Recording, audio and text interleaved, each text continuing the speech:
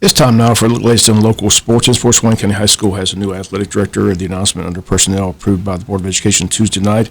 High school baseball coach Justin McDonald will remain as baseball coach, but also serve as full-time athletic director. WIFO Film had a chance to talk with Coach McDonald after the board's announcement, and here's that interview. The school board announced that you are the new athletic director of Wayne County High School. First of all, congratulations. Well, I appreciate it. I want to thank Dr. Kelly and the Board of Education, school board members, Dr. McDaniel at the high school, and everyone involved in making that decision. I know it's kind of one of the professional goals that I've had in mind for years to have this role, and especially somewhere I've been for, I guess, going on 14 years, and there's a lot of potential here in athletics, and I don't even think we've even scratched the surface of what's possible here. When the job came up and you made it clear you wanted the job, you applied for the job, how'd the interview go? It went well.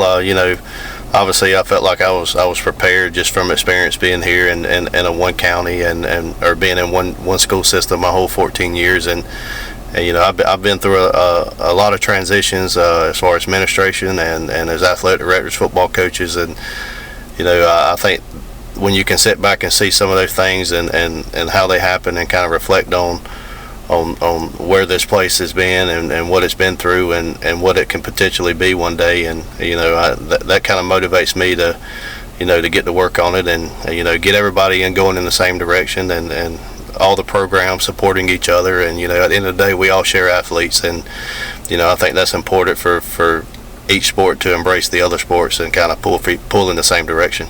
We just hired a new football coach, Jay Shaw. He's the assistant AD. You had a good working relationship since he's arrived. Is that correct? That's right, and I think he's going to do an outstanding job, and just being around him for the last couple months since he got here, and just having some small conversations with him about some things he's doing. Accountability is big on him. He's a big accountability guy and discipline guy. So I think that's something that we need in our athletic program, and I think he's going to help turn the culture into the football program back to where it needs to be. And I've always said athletics sets the tone of the school building, and if our athletics are disciplined and the student athletes are held accountable, coaches held accountable, then it kind of sets the tone for the entire school building. And that's what I'm looking forward to, working with the coaches and the entire athletic department and get it going in that direction. And just to be clear, you're still going to be the baseball coach, right? You don't have to give that up. I do not.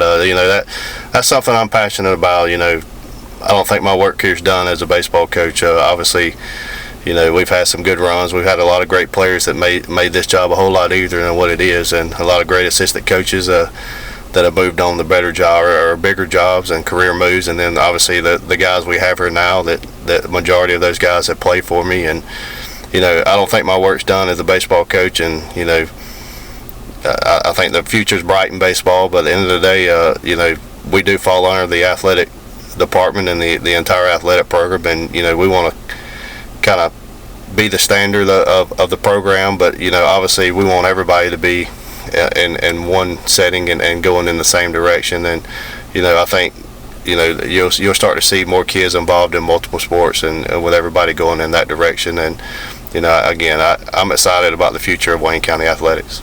Okay, well, again, congratulations. Appreciate it, Bob. And once again, those comments of Justin McDonald. Again, that decision made Tuesday under personnel approved by the Board of Education. High school golf team set history yesterday over in Waycross. All 6 high school golfers broke 40 at the Lakes Course in Waycross.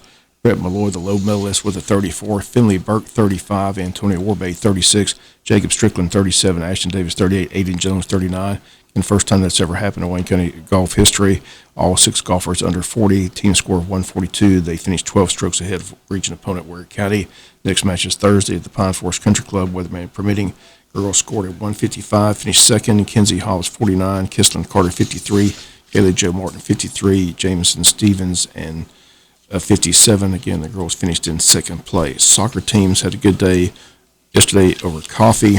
Again, the girls soccer team win 2-0. The boys win 3-0. Tennis team's a tough day with Applin. Applin wins the girls and boys match 5-love.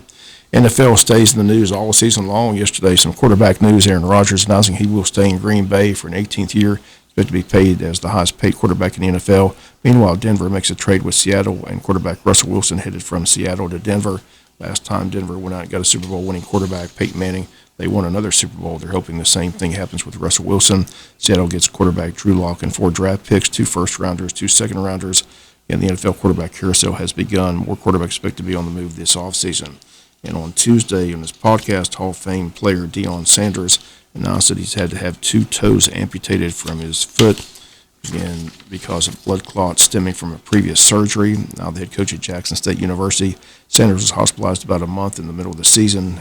He had a dislocated toe along with an inflamed nerve. His initial procedure had him return to the field using a golf cart. As he healed, his toes began to darken under the bandages. Sanders said doctors were talking about amputating his entire leg from the knee down. Sanders underwent a series of surgeries, developed a blood clot, which led to the 2 toes being amputated. Again, Sanders revealing his condition on his podcast, Coach Prime, documentary which aired last night. That's going to do it for the latest in local sports.